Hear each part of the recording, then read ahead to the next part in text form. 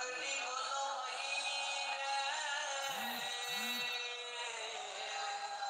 हरि नाम बिने यार कलि जीवे অন্য গতি নাই রে শ্রী কৃষ্ণ চৈতন্য প্রভু নিত্যানন্দ শ্রী অদ্বৈত গদাধর শিবাসাদি গৌর ভক্তবৃন্দ হরে কৃষ্ণ কৃষ্ণ কৃষ্ণ হরে হরে হরে রাম রাম রাম হরে হরে হরে কৃষ্ণ কৃষ্ণ কৃষ্ণ কৃষ্ণ হরে হরে হরে রাম রাম রাম হরে হরে হরে কৃষ্ণ কৃষ্ণ কৃষ্ণ হরে হরে হরে রাম রাম রাম হরে হরে।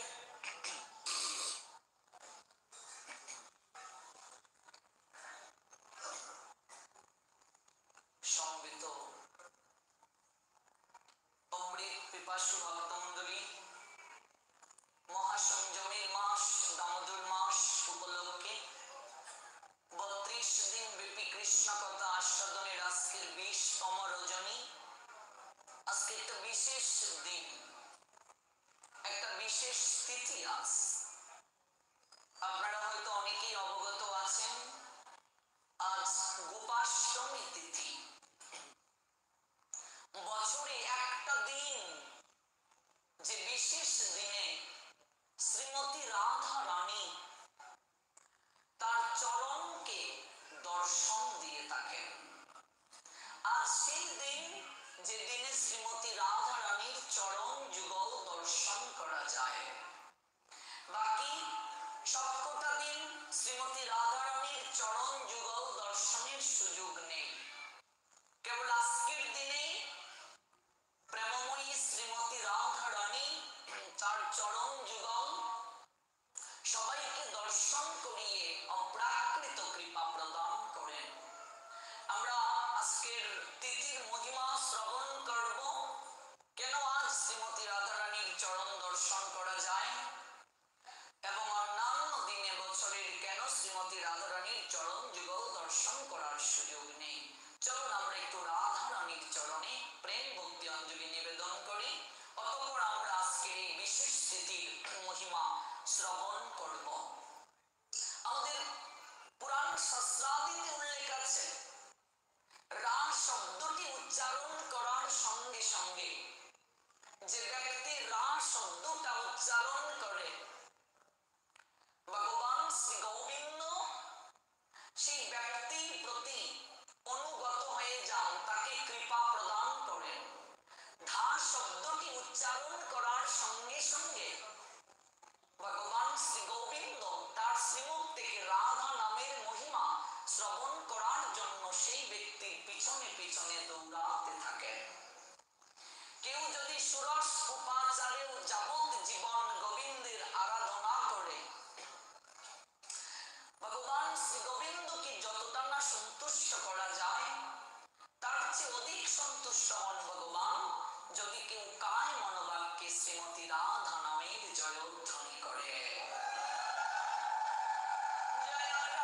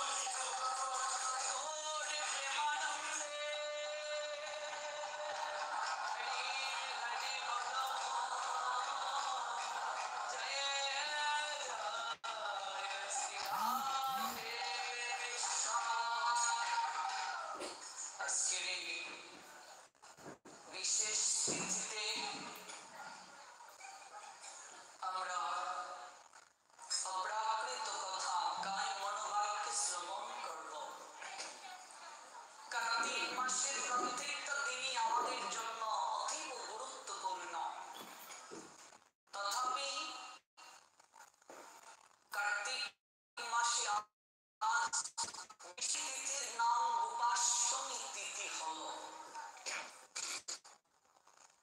ভগবান শ্রী গোবিন্দ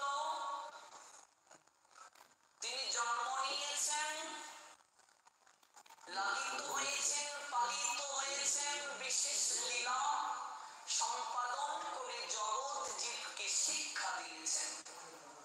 যদিও তার জন্ম নেই, তার কর্ম নেই, তার জন্ম কর্ম উভয়টাই দিব্য। ভগবান বলছেন জন্ম কর্ম চমে দিব্য এবং যবেত্তি তত্ত্বত ত্যাক্তা দেহং পুনর্জন্ম নয়েতি মামেতি সূর্যন। অর্জুন, আমার জন্ম কর্ম দিব্য। এই অপ্রাকৃত তত্ত্ব যারা উপলব্ধি করতে পারে, এই জগতের বুকে তাদের কোনো আর জন্ম গ্রহণ করতে হয় না। যারা এই অপ্রাকৃত তত্ত্ব উপলব্ধি করতে পারে, এই জন্য ভগবান এই দাপর যুগে কোন ব্রাহ্মণ কুলে আসেননি, ভগবান ক্ষত্রিয় কুলে আসেননি, ভগবান আসলেন বৈশ্য কুলে, গোপ হয়ে ভগবান আসলেন। তার কারণ ব্রাহ্মণ কুলে যদি আসতে হতো ভগবানকে একটা মর্যাদা নিয়ে চলতে হতো। কারণ ব্রাহ্মণ যারা তারা সর্বদা পরের হিত সাধনে রত থাকে। এই জন্য ব্রাহ্মণ কুল শ্রেষ্ঠ কুল। কেন তাদেরকে পুরোহিত বলা হয়? ব্রাহ্মণকে কেন পুরোহিত বলা হয়? পরের হিত যে সম্পাদন করে। হিত মানে কি? কল্যাণ। পরের কল্যাণ সাধনে সর্বদা যে নিবেদিত থাকে তাকে পুরোহিত বলা হয়। ছিলে শূদ্র সংস্কারে দ্বিজ, পরে ধর্ম কাব্য সমাজে হয়েছে পূজ্য। বেদ পাঠে করতে পরের হিত, তাই তব নাম হয়েছে পুরোহিত। পুরোহিত মানে পরের কল্যাণ সাধনে যিনি রত। তাহলে যিনি ব্রাহ্মণ তিনি সর্বদা গ্রন্থ অধ্যয়ন করবেন, তাকে ভোরবেলা স্নান করতে হবে। ব্রাহ্মণ যিনি হবেন তাকে অবশ্যই সূর্য উদয়ের পূর্বে স্নান করতে হবে, অবশ্যই তাকে গায়ত্রী জপ করতে হবে। ব্রাহ্মণ হয়ে যে গায়ত্রী জপ করে না, তার মুখ দর্শন করলেও গঙ্গা স্নান করে পবিত্র হতে হয় আমাদের। এটা আমার কথা নয়, শাস্ত্রের কথা। তো যিনি ব্রাহ্মণ ভোরবেলা স্নান করবেন, সদাচার জীবন পালন করবেন, সর্বদা শাস্ত্র অধ্যয়ন করবেন, পরের কল্যাণে নিবেদিত থাকবেন, তার পক্ষে তো এই গরু নিয়ে মাঠে খেলা করার সময় নেই। তার পক্ষে তো ফল কাষ্ঠ থেকে আরোহণ করার সময় নেই। তার পক্ষে তো ব্রজ সখাদেরকে নিয়ে গোচারণ লীলা করা সম্ভব নয়। কারণ তিনি জগতের কল্যাণে সর্বদা নিয়োজিত থাকবেন। ব্রাহ্মণের কাজই হচ্ছে পরের কল্যাণে নিজেকে নিবেদিত রাখা। এই জন্য শ্রেষ্ঠ কুল দিয়েছেন। এই ব্রাহ্মণ কিন্তু আবার জন্মসূত্রে নয়, কর্মসূত্রে। ভগবান বলছেন চাতুর্বর্ণ ময়া সৃষ্ট গুণ কর্ম বিভাগ সংহিতায় ভগবান বলছেন আমি গুণ আর কর্মানুযায়ী চারটা বর্ণের সৃষ্টি করেছি। এবার আপনার মাঝেও ব্রাহ্মণ হওয়ার শক্তি আছে। আপনি কিসের মাধ্যমে? কর্মের মাধ্যমে, সাধনার মাধ্যমে, সংস্কারের মাধ্যমে আপনিও ব্রাহ্মণ হতে পারেন। এটা আমার কথা নয়, ভগবানের কথা। ক্ষত্রিয় কুলে যদি ভগবান আসতেন তাহলে দেশ রক্ষার জন্য সর্বদা তাকে নিবেদিত থাকতে হতো। যুদ্ধ, তারপর কলা কৌশল, এগুলোতেই সর্বদা নিবেদিত থাকতে হতো। এই যে মধুর শৃঙ্গার রস, এই যে মাধুর্যের লীলা, মাধুর্যের লীলায় নিজেকে আবিষ্ট রাখা, এটা ভগবানের পক্ষে সম্ভব হতো না। ভগবান ত্রেতা যুগে রামচন্দ্র হয়ে দেখিয়ে দিলেন কি করে প্রজা পালন করতে হয়, কিভাবে রাষ্ট্র পরিচালনা করতে হয়। সমস্ত কিছু দেখিয়েছেন, ওই লীলায় দেখিয়ে দিয়েছেন। আর পূর্ণ ভগবান, লীলা পুরুষোত্তম ভগবান কৃষ্ণ এই দাপরে এসে অপ্রাকৃত মধুর রস আস্বাদন করলেন। মধুর রসটাই শ্রেষ্ঠ, বৃন্দাবনের যে রস তার মধ্যে আরো 4টা রস ভগবান আস্বাদন করেছেন, মূল 5টা রস শান্ত, দাস্য, সখ্য, বাৎসল্য, মধুর। এই 5টা রসে ভগবান স্নাত ছিলেন। তার মধ্যে শ্রেষ্ঠ রসটা কি? মধুর রস, যেটা বৃন্দাবনের ব্রজ গোপিকারা ভগবান কৃষ্ণের সঙ্গে আস্বাদন করেছিলেন। তো ভগবান তিনি গোলক বৃন্দাবনে থাকেন, বংশীধারী। তিনি কিন্তু বৈকুণ্ঠে থাকেন না, বৈকুণ্ঠে থাকেন ভগবান বিষ্ণু। ভগবান কৃষ্ণেরই প্রকাশ মূর্তি হচ্ছে বিষ্ণু, ভগবান কৃষ্ণেরই প্রকাশ হচ্ছে নারায়ণ। একটু ভাগবতটা পড়ে দেখবেন, এই যে আমাদের সৃষ্টি তত্ত্ব, অবতারের ক্লাসিফিকেশন, তাহলে বিষয়টা পরিষ্কার হয়ে যাবে। কৃষ্ণ উনি কিন্তু অসুরদের বিনাশ, ধর্ম সংস্থাপন, সাধুদের রক্ষা, এটা কিন্তু মূল কৃষ্ণের যে স্বরূপ সেটাই তিনি করেন না। কৃষ্ণের যে বিষ্ণু স্বরূপ, ওই বিষ্ণু স্বরূপে ভগবান এই কার্যগুলো করেন। ইয়াদা ইয়াদা হি ধর্মস্য গ্লানির ভবতি ভারত অভ্যুত্থানাম অধর্মস্য তদাত্মানাং সৃজাম্যহম পরিত্রাণায় সাধুনাম বিনাশায় চ দুষ্কৃতাম ধর্ম সংস্থাপনার্থে সম্ভবামি যুগে যুগে। চক্র কৃষ্ণের হাতে থাকে না, চক্র থাকে ভগবান বিষ্ণুর হাতে। তাহলে কি বিষ্ণু আলাদা? তাহলে কি নারায়ণ আলাদা? আমাদের কি অনেক ভগবান? না, ভগবান একজনই আমাদের। পরমেশ্বর ভগবান একজন, তিনি কৃষ্ণ। কৃষ্ণেরই এক একটা রূপ, কৃষ্ণেরই এক একটা রূপ বহিঃপ্রকাশ, এবং এক একটা রূপে ভগবান এক একটা কার্য সম্পাদন করেন। কৃষ্ণ থেকেই বিষ্ণুর সৃষ্টি। বিষ্ণুর মাঝে আরো প্রকার রয়েছে। বিষ্ণু গর্ভদক্ষায়ী বিষ্ণু, ক্ষীরদক্ষায়ী বিষ্ণু। অন্য ধর্মের লোকেরা আমাদেরকে বলে, কিরে তোদের তো অনেক ভগবান, আমরা উত্তর দিতে পারি না। বিষয়টা এমন নয়, আমাদের ভগবান একজনই, তিনি অনাদি আদি। বলছেন ঈশ্বর পরম কৃষ্ণ সদ চিদানন্দ বিগ্রহ অনাদির আদি গোবিন্দ সর্বকারণ কারণ। অনাদির আদি সর্বকারণের পরম কারণ একজন, তিনি কৃষ্ণ। কৃষ্ণ থেকেই সমস্ত কিছুর সৃষ্টি। এটা তো গীতায় ভগবান 10ম অধ্যায় বিভূতি যুগে স্পষ্ট ভাবে বলে দিলেন, আমি থেকেই সমস্ত কিছুর সৃষ্টি, আমার থেকেই সমস্ত কিছু সৃষ্টি। ভগবান বলছেন আমি থেকে বড় আর কেউ নেই। 7ম অধ্যায় দেবতারা ভগবানের মূল বৃক্ষ, গাছের মূল,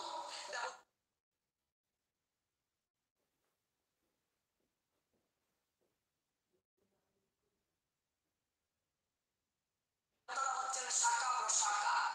আবার কেউ যদি গাছের মূলে জল দেয়, আপনা থেকেই ডালপালা সন্তুষ্ট হয়ে যায়। কেউ যদি আলাদা করে দেবতার পুজো নাও করে, তার কোনো সমস্যা নেই। আর যদি কেউ করতে চায় অবিধি পূর্বক, সেটা ভগবানের কাছেই যায়। সিস্টেম আমাদের সনাতন শাস্ত্রে। সেই ভগবান কৃষ্ণ তিনি যখন বৃন্দাবনে লীলা করেন, 11 যখন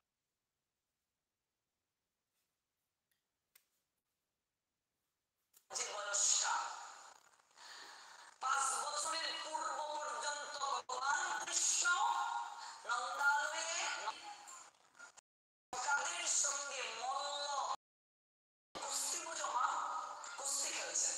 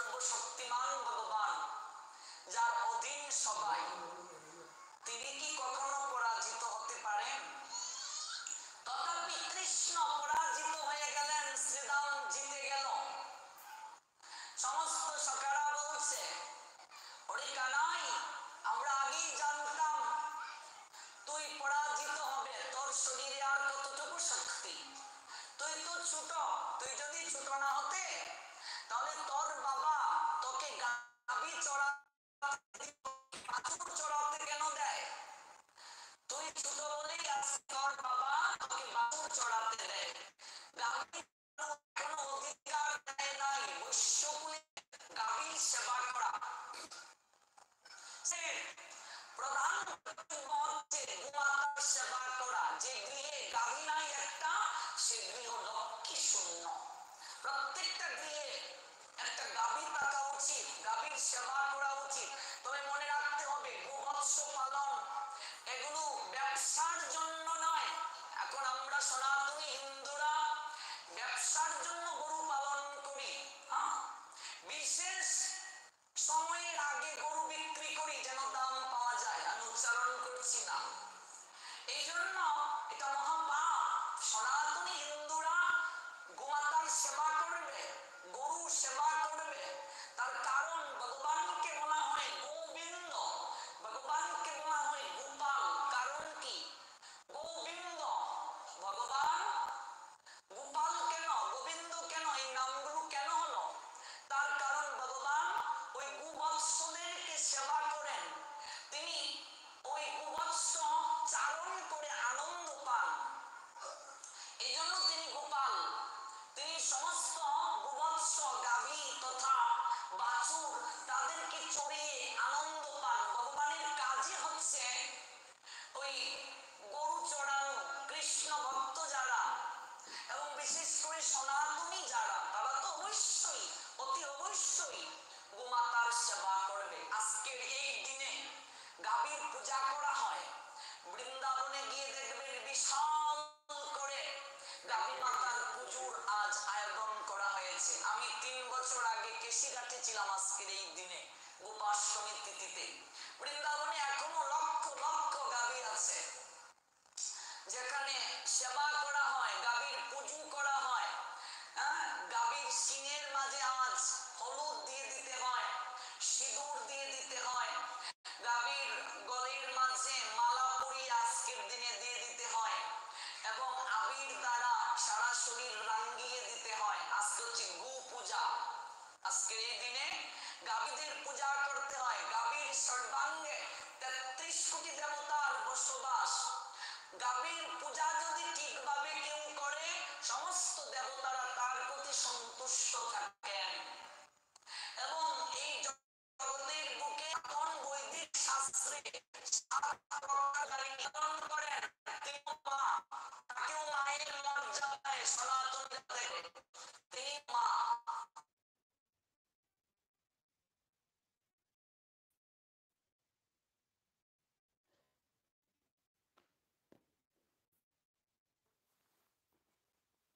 যিনি দেশের জননী, সরকার যিনি,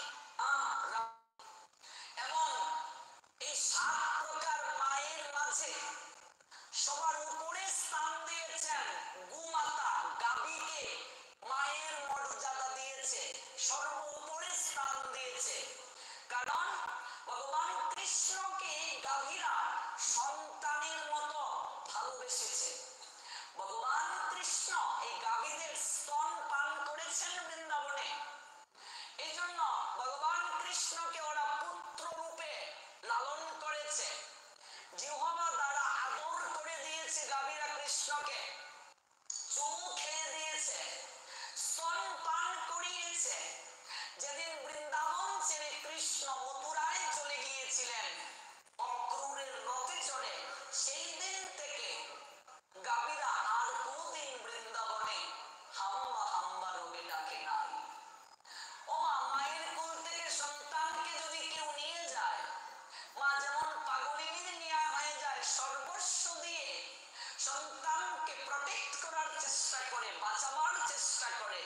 সন্তান হারিয়ে মা যেমন পাগলিনী হয়ে যায়, তেমনি যেদিন অক্রূর এসেছিল বৃন্দাবনে কৃষ্ণকে নিয়ে যাওয়ার জন্য, রথ যখন এসে বৃন্দাবনে থামল, তখন গাভীরা এমন করে চেয়ে দেখছে এই ব্রজপল্লীতে, এই গরু চড়ানোর মাঠে বিশাল রথ কোত্থেকে আসলো? স্বর্ণের রথ।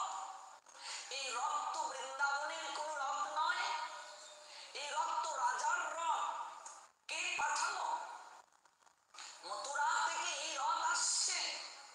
তাহলে কি আমাদের নীলমণিকে নিয়ে যাওয়ার জন্য?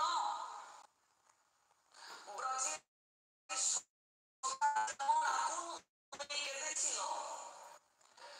ব্রজবাসী যেমন তাদের প্রাণধনকে হারিয়ে বেকুব অচেতন হয়ে গিয়েছিল, নন্দ মহারানী আর নন্দ পিতা অচেতন।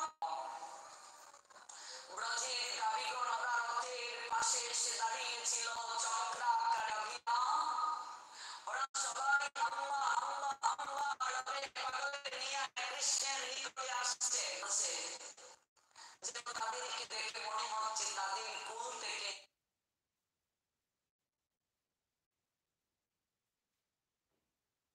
মায়ের কুল থেকে কোন সন্তানকে কোন জল্লাদ কেড়ে নিচ্ছে, কোন দস্যু কেড়ে নিচ্ছে, আর অপরাধ দৃষ্টিতে তারা কৃষ্ণের দিকে তাকিয়ে আছে।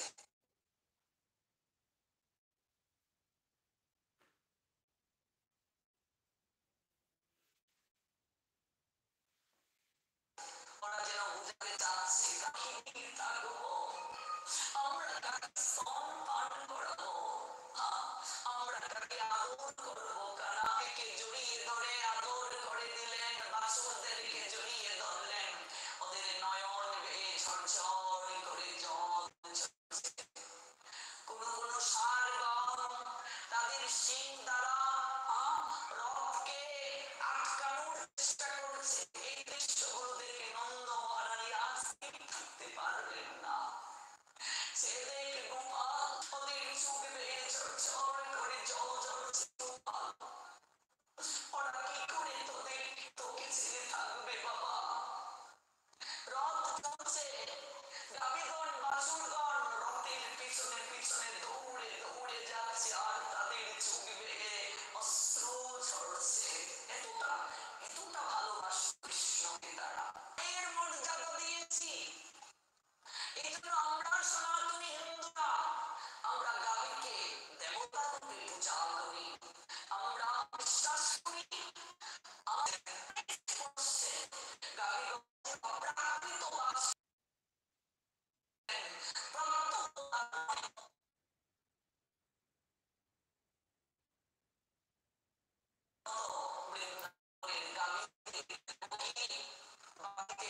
কৃষ্ণের জন্য কেটে উঠলেন।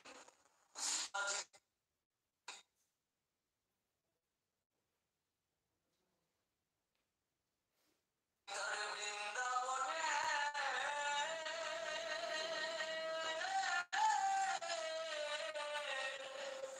বৃন্দাবনে হলো ননির বাটি হাতে নিয়ে কৃষ্ণ টুকরে টুকরে কেটে উঠলেন। মথুরার মাঝে তার দুঃখ বোঝার মনের কথা কার কাছে বসেন না। মথুরার মাঝে সর্বশ্রেষ্ঠ ভক্ত যিনি উদ্ধব, সেই উদ্ধবকে কৃষ্ণ কাছে টেনে নিয়ে বললেন, উদ্ধব তুমি আমার সখা, তুমি আমার সর্বশ্রেষ্ঠ ভক্ত, আমার আমার অন্তরের কথা তুমি উপলব্ধি করতে পারো। উদ্ধব, আমার এই রাজপ্রাসাদের মাঝে দম আটকে যাচ্ছে, আমি তো রাজ সিংহাসন চাইনি উদ্ধব, আমি রাখাল রাজা, আমি রাখাল হয়ে থাকতে চাই। এখানে রাজ ঐশ্বর্য আছে, সিংহাসন আছে, কিন্তু আমার ব্রজবাসী ভক্তদের মতো এই জায়গায় ভালোবাসা আমি চাই, প্রেম আমার হয়ে আছে। উদ্ধব, কি পূর্ণ উদ্ধব সন্দেশ আমি 16 দিন আলোচনা করেছিলাম, ইউটিউবে আমার বচনগুলো আছে, শ্রবণ করবেন। উদ্ধব সন্দেশ কেবল 16 দিন আলোচনা করেছিলাম।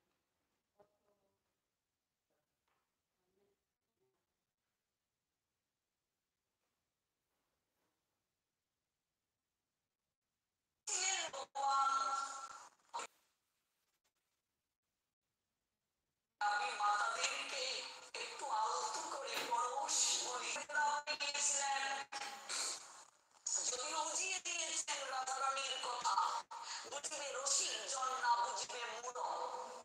বৈষ্ণব পদকর্তা একটা পংক্তি দ্বারা ছিলেন উদ্ধবের কাছে। শ্রীমতী রাধা রানী তার সঙ্গে উদ্ধবের যখন দর্শন, আজকে তো সেই শ্রীমতী বর্ণনা দিচ্ছেন, উদ্ধব আমাদের কথা না সেই গোবৎস দাবিদের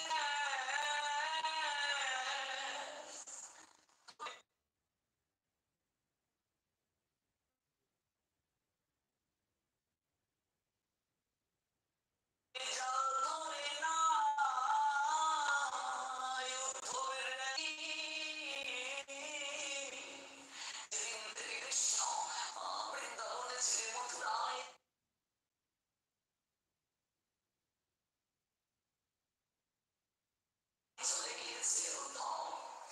উনুনে গোপালের জন্য রান্না করতো, সে উনুনে আর কোনোদিন অগ্নি প্রজ্বলিত করে সার জ্বালে ওটাই উনুনে ওরে জল ধরে না উদ্ধবের ওরে নন্দনে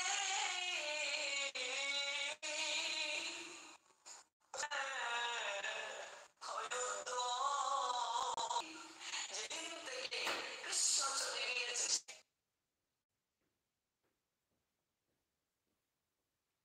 সেদিন থেকে সে বলি গবলি কবলি ওই গাভীরা আর কোনোদিন হাম্বা হাম্বা রবে ডাকে না, শুধু তার নয়ন দিয়ে জল ছড়ায়। ওরা তৃণ মুখের মাঝে দিয়ে ওরা ওই মথুরার পথের দিকে চেয়ে চেয়ে থাকে। মথুরার হাট থেকে কেউ যখন ফিরে আসে ওদের বিশ্বাস হয়তো আজ হয়তো গোপাল ফিরে আসবে, আজ হয়তো আমাদের নীলমণি ফিরে আসবে, হয়তো এসে আমাদেরকে আলতো করে জড়িয়ে ধরবে। ওরা তৃণ তৃণ মুখে দিয়ে ওই গোবৎসরা মথুরার পথের দিকে নীরবে নিবৃত্তে তাকিয়ে তাকিয়ে আর তাদের চোখ বেয়ে ঝরঝর করে জল ঝরে। এই জন্যই তো হিন্দুরা গরুকে এত ভালোবাসে, গোবৎসদেরকে এত পুজো করে, এত ভালোবাসে। কৃষ্ণের প্রত্যেকটা নয়নের জল আর গোবৎসদের নয়নের জল যেন অনুরাগে মিশে একাকার হয়ে গেছে।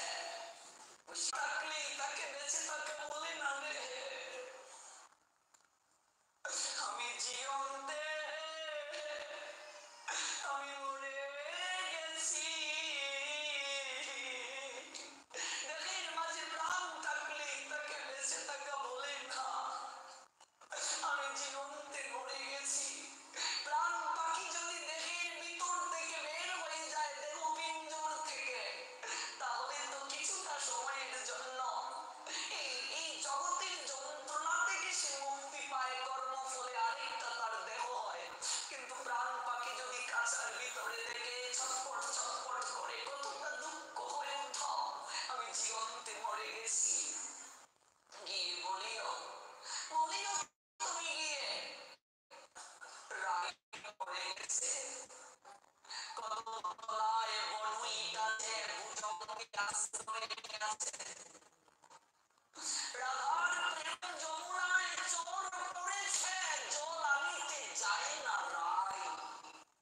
কত তলায় যে বৃক্ষের নিচ কৃষ্ণ মূর্তিতে ধ্বনি করেছিল, সেই কত তলায় বন্টে প্রেম যমুনায় চোর পড়ে গেছে।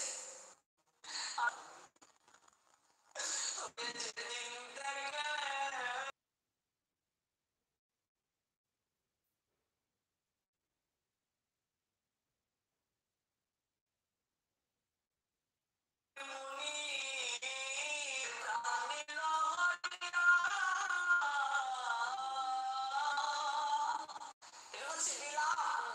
মাতুর বিরহ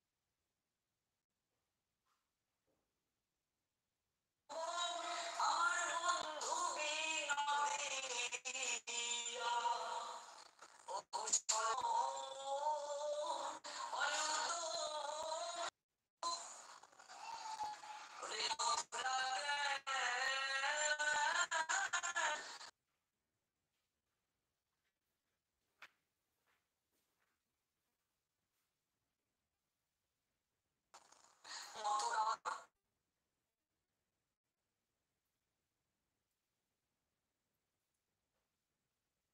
সুন্দর মন আছে, আর সেই মনে শ্যাম সুন্দরের জন্য অপরিসীম ভালোবাসা আছে, ভালোবাসা।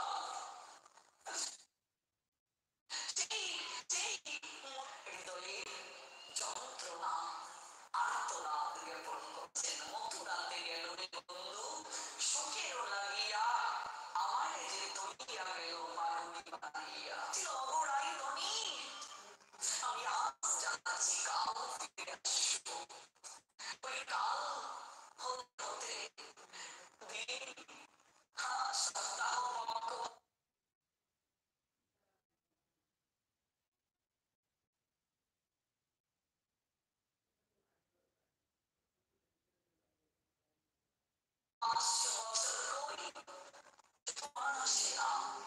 মথুরা থেকে বৃন্দাবনের দূরত্ব বেশি নয়, মাত্র কয়েক কিলোমিটার। অথচ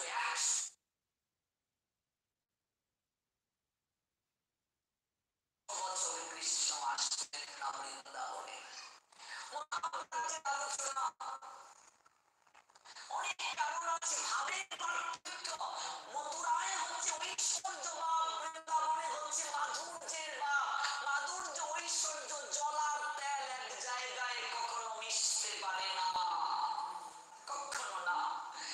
বৃন্দাবন কৃষ্ণের চড়ায় ফল মালা কৃষ্ণের গলায় পরিয়ে দেয়, আর চরণ ধরে নেমে দূরের কৃষ্ণকে আরো মার দেয়, চুল ধরে টানে।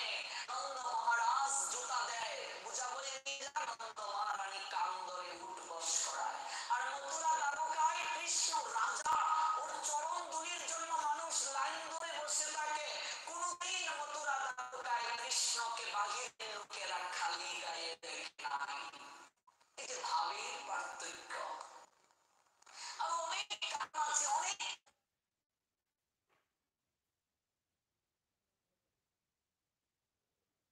কারণ কেউ জানান নাই। অভিশাপ ছিল 100 বছর বৃন্দাবনবাসী কৃষ্ণ বিরহে থাকবে, তাদের অভিশাপ। 11 বছর পর্যন্ত বৃন্দাবনে থাকলেন, 10 বছর 8 মাস, তারপর আর কিছুদিন থাকলেন। 11 বছর কোনদিন কৃষ্ণের সঙ্গে দেখা হয় না।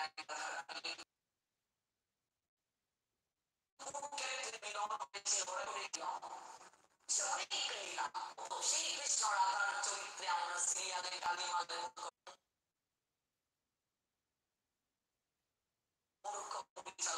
টাকার জন্য শাস্ত্র গ্রন্থ সম্পর্কে ওদের কোনো ধারণাই নাই। কৃষ্ণ যখন রাস করেছেন 7 বছরে কম।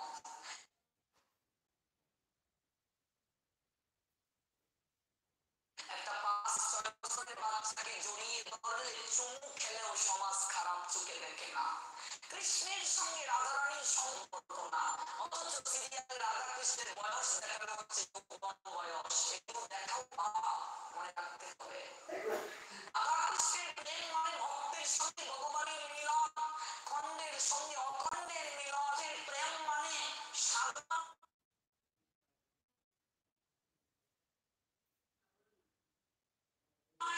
সফলতা। রাস মানে কি? রাস মানে হচ্ছে ভক্তি চূড়ান্ত যে সঙ্গে তার অভিসার হবে, মিলন হবে। ওই মিলন পরমাত্মার সঙ্গে জীবাত্মার মিলন, ভক্তের সঙ্গে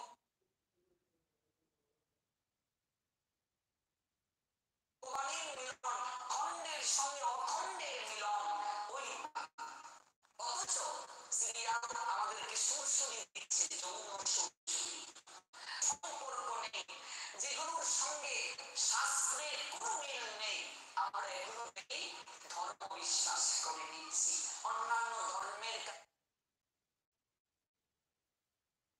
কাছে আমাদের ইমেজকে আমরা নষ্ট করছি। তবে মূল শাস্ত্র পড়তে হবে।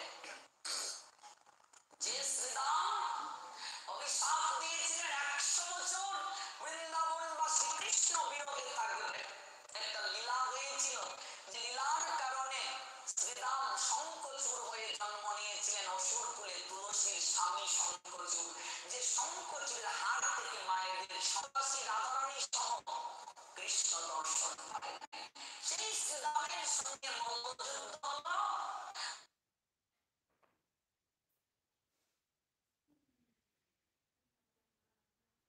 মল্লযুদ্ধে কৃষ্ণ হেরে গেলেন। ভগবান সর্বশক্তিমান, তিনি কেন হেরে যাবেন?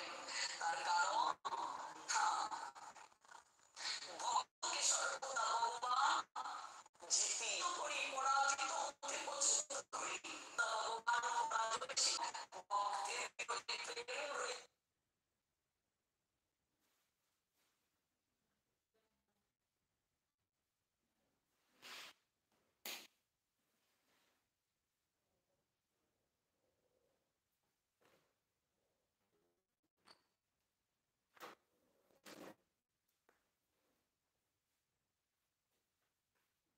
ভগবানের জন্য যদি মধু আহরণ করতে চান, পুষ্পকে যদি কর্তন করেন, বাড়িতে এনে যদি বেষ্টন করেন, আমার মধু তো মধু করে আমার নিকট থেকে লুট করে নিয়ে গেছে।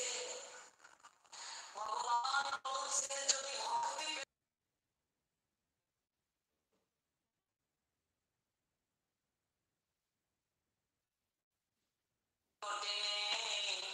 কিন্তু ভক্ত মধু করে আমার নিকট থেকে লুট করে নিয়ে গেছে। তোমরা যদি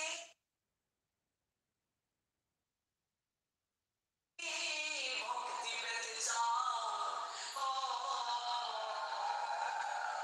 জয় নিতাই গৌর সীতানাথ প্রেমানন্দে, হরি হরি বল। ভক্ত সঙ্গ করো, আমার সমস্ত ভক্তি ভক্ত মধু করে নিয়ে গেছে। আমার হৃদয়ের সমস্ত প্রেম তারা চুরি করে নিয়ে গেছে। ওরা কিঞ্চিৎ পান করে বাকিটা তাদের হৃদয়ে চক্রে সঞ্চয় করে দিয়েছে। তোমরা যদি ভক্তের কাছে যাও, তোমরা ভক্তি লাভ করতে পারবে। এই জন্য শ্রীরামের কাছে আজ ভগবান হেরে গেলেন। এবার সবাই বলছে কানাই খেলার নিয়ম হচ্ছে যে হেরে যাবে সবাইকে কাঁধে করে বৃন্দাবনে ঘোরাতে হবে। ভগবান বলছেন, অনেকে বলছেন আমার কাঁধে চড়। ভক্ত যখন কাঁধে চড়বে তার চরণগুলো ঝুলে থাকবে। আরে ভগবান আজ সেই চরণে ধরে চরণে ধুলি নিতে পারবেন। দেখো, ভক্ত ভগবানের চরণ ধুলি চায়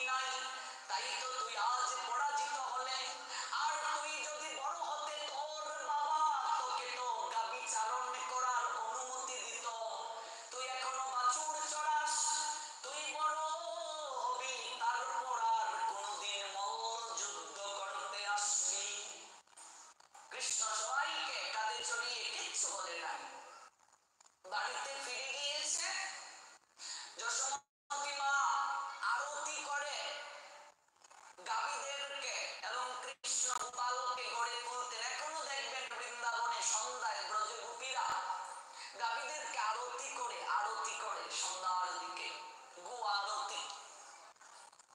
গিয়ে শুয়ে পড়লেন। যশোদা গিয়ে বলছেন, আরে গোপাল বাবা, তোর কি হয়েছে? তোর কি শরীর খারাপ? কথা বলছিস না কেন? বাবা ননি খাবি? বাবা মাখন খাবি? অন্ন ব্যঞ্জন আদি কিচ্ছু কথা নেই, কথা বলছে না। যশোদার হৃদয় কম্পিত হয়ে উঠলো। আমার নিজের কাছে গিয়ে বলছে, ও আমার গোপালের কি হলো? সে তো আজ কথা বলছে না, ছেলেটা আমার সঙ্গে কথা বলছে না। আমার গোপাল কোলে নিতে চাচ্ছি, কোলেও আসতে চাচ্ছে না। কি হয়েছে আমার গোপালের? আমার গোপাল যদি কথা না বলে আমি কি করে থাকবো বলো? আমার গোপালের যদি কিছু হয়ে যায় আমি কিন্তু বাঁচবো না। অজর দাঁড়ায় নন্দ মহারানী কান্না করছেন। নন্দ মহারাজ এসে ডাকছে, গোপাল বাবা তোর কি হয়েছে? কথা বলছিস না কেন? কোনো কথা নেই, কিচ্ছু কথা বলছেন না। যশোদার কাছে গিয়ে শুইলেন। সারা রাত কেটে গেল, গোপাল কোনো কথা বললো না যশোদার সঙ্গে। সারা রাত ছটফট করলেন। যশোদা তার নয়নে অশ্রু ঝরছে, আমার ছেলেটা কেন কথা বলছে না আমার সঙ্গে? সকাল হতেই সকালে খেলতে যাবি না? তুই তো আমার গোপালের পরম সখা, বল না আমার গোপালের কি হয়েছে? সঙ্গে কথা বললো না। সারা রাত কোনো আহার গ্রহণ করলো না। তুই একবার বল বাবা আমার গোপালের কি হয়েছে?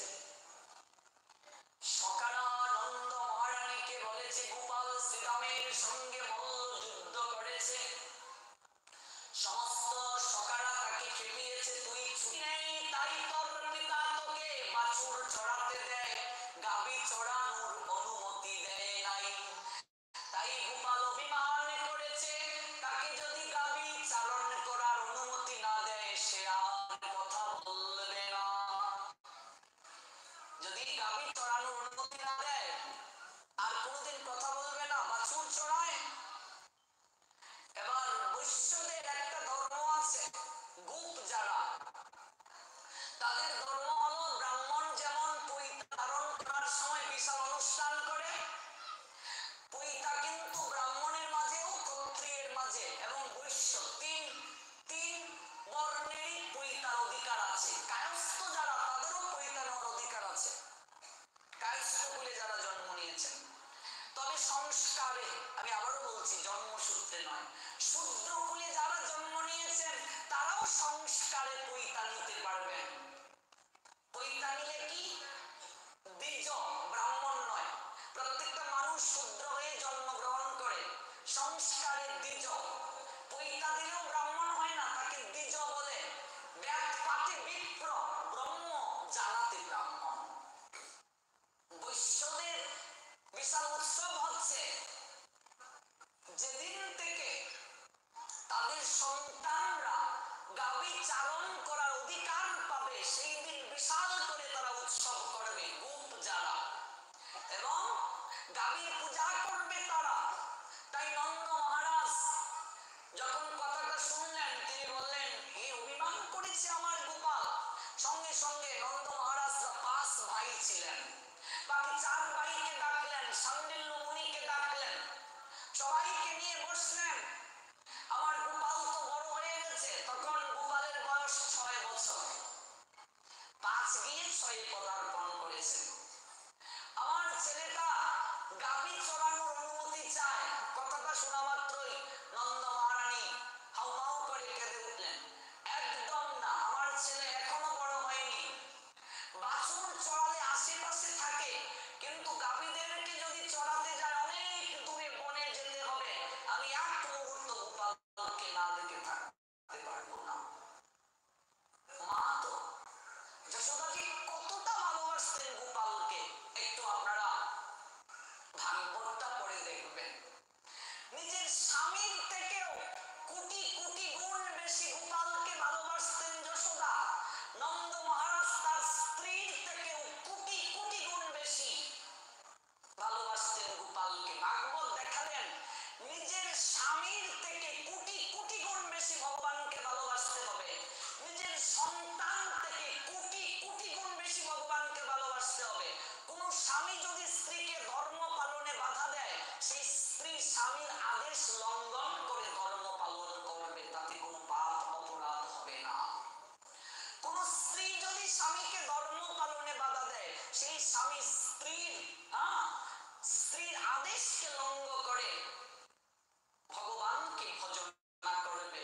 ভালোবাসবে। কারণ জগতে পিতা মাতা ভাই বোন আত্মীয় স্বজন স্বামী স্ত্রী তাদের সম্পর্কটা নাট্যমঞ্চে অভিনয় করতে গিয়ে যেমন আমরা পরিচিত হই, ভাই বোন ডাকি, মা বাবা ডাকি, স্বামী স্ত্রী অভিনয় করি, এরকম সম্পর্ক। আর কৃষ্ণের সঙ্গে আমাদের নিত্যকালের সম্পর্ক, এই সম্পর্ক কখনো ছিন্ন হয় না। যশোদা দেখিয়ে দিলেন নিজের স্বামী থেকে কোটি কোটি গুণ বেশি গোপালকে ভালোবেসে। দেখো কতটা ভালোবাসতে হয়। এই জন্যই তো তিনি মহারানী হতে পেরেছিলেন। এই জন্যই তো নন্দ মহারাজ ভগবানকে দিয়ে জুতা বুঝা বহাতে পেরেছিলেন।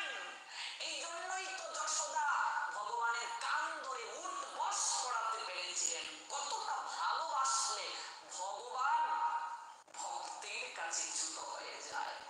কান ধরেছে উঠ বস কর, যার নাম শুনলে মহাকাল থরথর করে কাঁপে, সেই গোপাল যশোদার হাতে লাঠি দেখে থরথর করে কাঁপছে। ও মা ও মা ও মা ও মা, হাওয়ায় বাড়ির মতো আমায় ক্ষমা করে দাও, আমি আর নড়ে চুরি করবো না। চোখ বেয়ে ঝরঝর করে জল ঝরছে। দেবতারা অবাক দেখে, তুমি না ভগবান, তুমি না সর্বশক্তিমান, সব জায়গায় তোমার এত শক্তি এত বাহাদুরি, আজকে এক ব্রজের গোয়ালিনী তার হাতে লাঠি দেখে এত কাঁদছো কেন, ভয় পাচ্ছ কেন? ভগবান বলছেন আমি এই জায়গায় দুর্বল, আমি গোয়ালিনীর কাছে দুর্বল নয়, দুর্বল তার ভক্তির কাছে।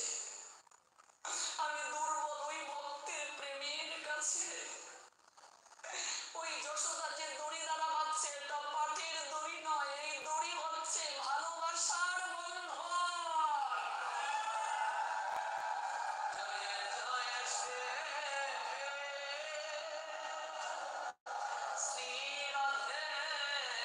শ্রীরাধেশ্বর। এই যে দেখুন রশি, উদুকল, উদুকল মানে গাইল, আমাদের সিলেটি ভাষায় গাইল বলে, শাস্ত্রীয় হচ্ছে উদুকল। ওই উদুকলের মাঝে যশোদা বাঁধলেন। এটা এই দড়ি পাটের দড়ি নয়, এটা অনুরাগের দড়ি, এটা বাৎসল্য প্রেমের দড়ি। ভগবান ছোট হয়ে গেলেন, ভগবান শক্তিহীন হয়ে গেলেন। না না না, আমি গোপালকে গোচারণে দিতে পারবো না। তুমি যাই বলো আমার পক্ষে সম্ভব নয়। আমি একটা মুহূর্ত আমি গোপালকে না দেখে থাকতে পারবো না। গোপাল কথা বলবেন না। নন্দ মহারাজ সান্ডিল্যগ্নির নিকটে পরামর্শ চাইলেন, কোন দিন ভালো তিথি আছে? সান্ডিল্য ঋষি বললেন কার্তিক মাসের অষ্টমী তিথি, এই যে আজকের এই দিন, এই দিন অত্যন্ত উত্তম দিন। এই দিন গাভীদেরকে পুজো করে গোপালকে গোচারণে যাওয়ার অনুমতি দেয়া হোক। বিশাল করে আয়োজন করা হলো। নবলক্ষ দেনু হচ্ছে নন্দ মহারাজের। প্রশ্ন আসতে পারে, যার বাপের 9 লক্ষ গাভী আছে সে কেন অন্যের বাড়ি চুরি করতে যাবে? তার কি খাওয়ানোর অভাব? হ্যাঁ, সে কেন অন্যের বাড়ি গিয়ে নড়ি চুরি করবে, মাখন চুরি করবে, হ্যাঁ দধি চুরি করবে? তার খাবার অভাব? 9 লক্ষ গাভী যাক, দধি মাখনের অন্তরালে ভক্তের প্রেম প্রেম ভিক্ষার জন্য যায় গোপাল। দেখবে গোপাল আপনার ঠাকুর ঘরে বসে আছে, হাতটা এইভাবে, হাতটা কি এভাবে কেন? যেন ভিক্ষা চাইছে গোপাল তোমার কাছে, দে মা, প্রেম ভিক্ষা দে, ভক্তি প্রেম। হাতে একটা লাড্ডু দিয়েছো, এই লাড্ডুর জন্য গোপাল কাঙ্গাল দামা। ওই লাড্ডুর মাঝে কতটা হৃদয়ের প্রেম মাখিয়ে দিয়েছো, ভক্তি মাখিয়ে দিয়েছো, এটা কেবল ভগবান গ্রহণ করে। এজন্যই তো গোপালের সেবাটা খুব কৃপাময় সেবা। এই কার্তিক মাস কেন এত গুরুত্বপূর্ণ? কারণ ভগবান তখন ছোটবেলা লীলা করেছেন। ছোট্ট বাচ্চাকে যদি বলো আমায় এটা দিয়ে দাও, একটা হীরার আংটিও যদি বাচ্চার কাছে থাকে সে এটার মূল্য বুঝে না, সে তোমায় চোখ বুঝে দিয়ে দেবে।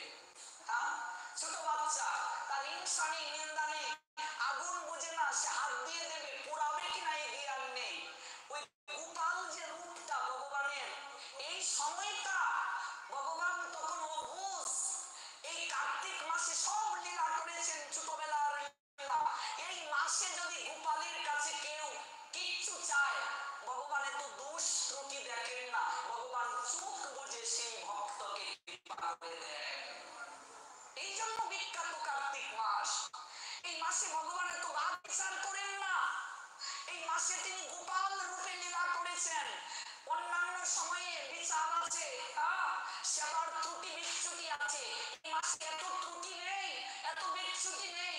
ভগবানকে কেউ অল্প যদি ডাকে, গোপাল, বাবা দামোদর, আমাকে এই দাও, ভগবান চোখ বুঝে ছোট্ট বাচ্চার লীলা দিয়ে দেন ভক্তকে। এই জন্য এই মাস গুরুত্বপূর্ণ। এই জন্য এই মাস এত গুরুত্বপূর্ণ।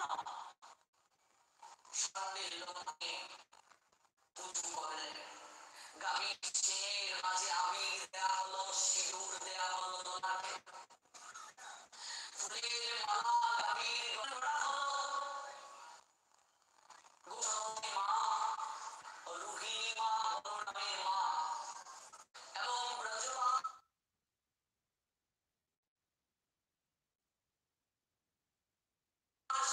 সবাই এসে কৃষ্ণের হাতে কেন তুলে দিলেন? এই বাঁশি আসলো কোত্থেকে? বাঁশির নয় প্রাচীন ভক্তির প্রতীক।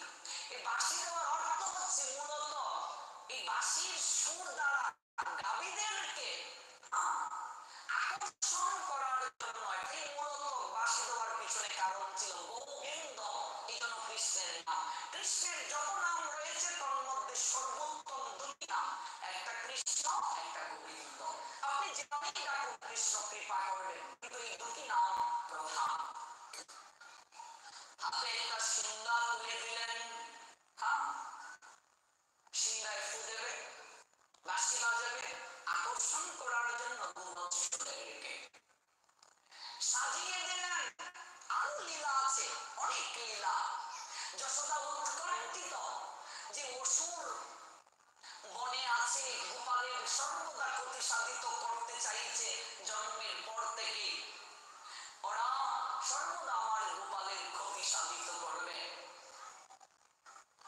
সর্বদা তার মন উৎকণ্ঠিত। যশোদা প্রত্যেক দিন গোপাল যখন গোচারণে যাবে, ওই গোপাষ্টমী তিথি থেকেই যশোদা সেই কার্য করলেন। গাভীর গোবর দিয়ে দাদর সঙ্গে তিলক কেটে দিতেন যশোদা। আমরা ছোট বাচ্চাদেরকে কাজল পরিয়ে দেই, এখানে কাজল তারপর পাউডার দেই। কারণ কি? অপদৃষ্টি যেন সন্তানের উপর না পড়ে। ভাগবত বলছেন কাজল নয়, বাচ্চার উপর অপদৃষ্টি পড়বে না, এটা যশোদা পরিয়ে দিয়েছিলেন। গাভীর গোবরের ফোঁটা দিতে হয়, তাহলে বাচ্চার উপর কোনো অপদৃষ্টি পড়বে না। কোন মা যদি সন্তানকে কোন জায়গায় যাওয়ার সময় গোবরের ফোঁটা কপালে দিয়ে কনিষ্ঠ অঙ্গুলি, কনিষ্ঠ অঙ্গুলিতে কামড় দেয়, সেদিন বললাম না 5টা আঙ্গুলের গুণ, ওই কনিষ্ঠ অঙ্গুলি দিয়ে ফোঁটা দেবে। এটা হচ্ছে বন্ধন, বন্ধন চিহ্ন। এই আঙ্গুল হচ্ছে বন্ধনের প্রতীক। এই জন্য ভাই ফোঁটার সময় বোনেরা ভাইয়ের কপালে কনিষ্ঠ অঙ্গুলি দিয়ে ফোঁটা দেয়, বন্ধন যেন সুদৃঢ় হয়। মা ওই কনিষ্ঠ আঙ্গুলির মৃত্তিকা গোবরের সঙ্গে মিশিয়ে সন্তানের অমঙ্গল নাশের জন্য, সুরক্ষিত রাখার জন্য যদি ফোঁটা দিয়ে দেয়, সেই সন্তানের কোনো ক্ষতি হবে না। যশোদা তাই করতে গোচারণে যাওয়ার সময় তাকে সাজানো হলো।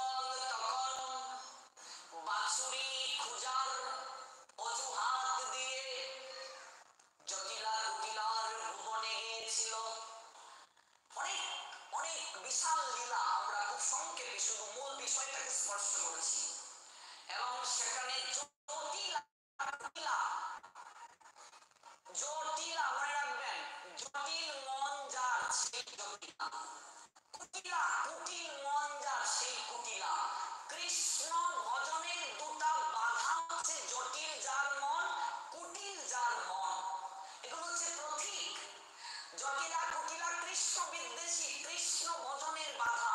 আমাদের সমাজেও জটিলা আছে, কুটিলা আছে।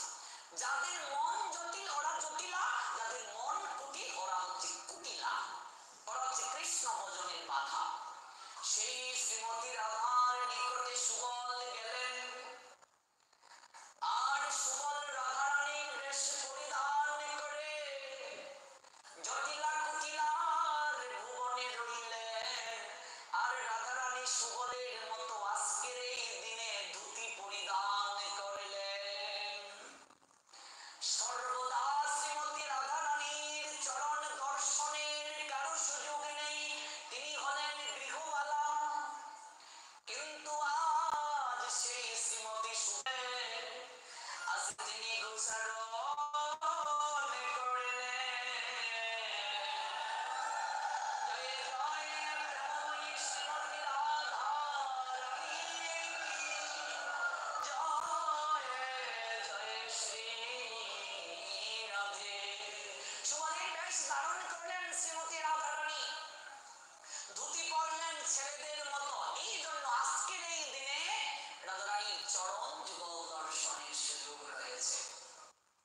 আমরা আগামীকাল শুনবো সেই শ্রীমতী গোবিন্দের নিকটে যখন আসলেন তখন কি লীলা হয়েছিল সুবলের বেশ ধারণ করে, এবং যখন উচ্চারণে গেলেন যাওয়ার আগে সেই গোপাল যশোমতী মা এবং নন্দ মহারাজকে কি বলেছিলেন, সেই অপ্রাকৃত লীলা শ্রবণের জন্য আপনাদেরকে আরো একটা দিন অপেক্ষা করতে হবে। আগামীকাল ঠিক সময়ে আমরা অপ্রাকৃত লীলা শ্রবণ করবো। চলুন একটু শ্রীমতী রাধারানীর চরণ বন্দনা করে আজকের মতো এখানে কৃষ্ণ কথা আলাপ বিশ্রামে করতে যাচ্ছি। রাধা